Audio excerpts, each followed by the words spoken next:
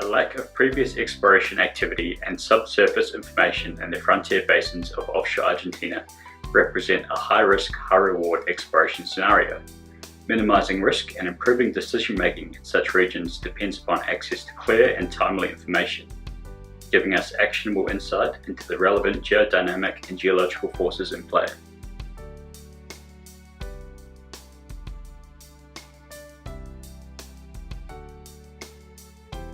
Compared with more developed regions, the limitations of previous exploration in offshore Argentina give us an increased level of risk and uncertainty, especially when we're talking about the Malvinas and Argentina frontier basins.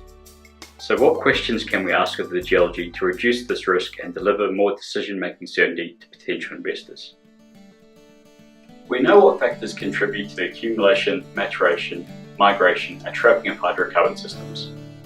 But how can we predict these in regions lacking exploration insights? This is where a thorough understanding of the basin formation and context can provide information, provide certainty in frontier basins.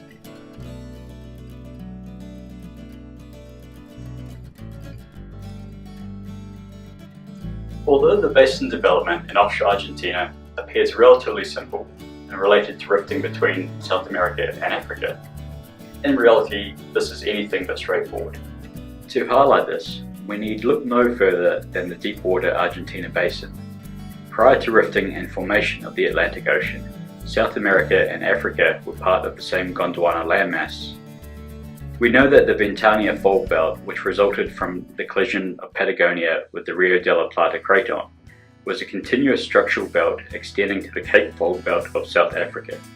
In Argentina, the Ventania fault belt represents a weak point in the crust, especially in comparison to the adjacent crust of the Rio de la Plata craton and the North Patagonia Massif.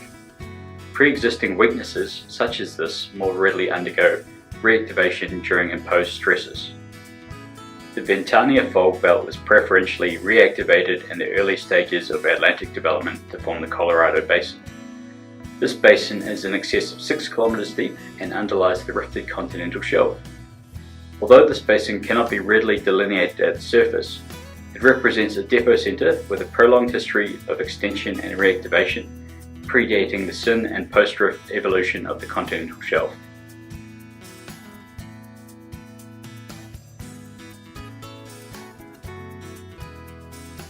It's regions like the ones previously mentioned that are considered highly prospective and therefore low risk for oil and gas discoveries.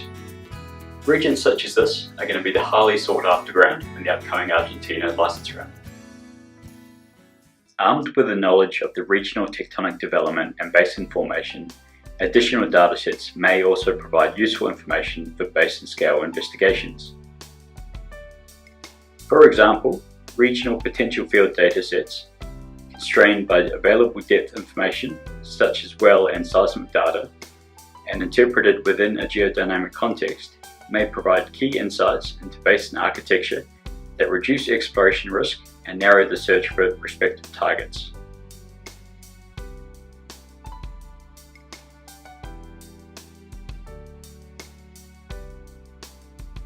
In summary, an understanding of regional geology is essential to planning exploration investment.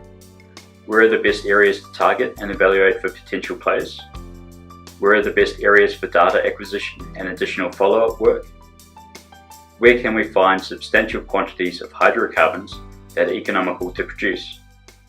Reducing exploration risk in such regions is dependent on fundamental geological and geodynamic understanding, which in turn fosters confidence and drives effective exploration decisions. Thank you for watching. Make sure to visit our website or email info@frogtech.com.au to receive your full Argentina article and to register your interest in our upcoming offshore Argentina and Falklands Islands sea-based multi-client study in GIS.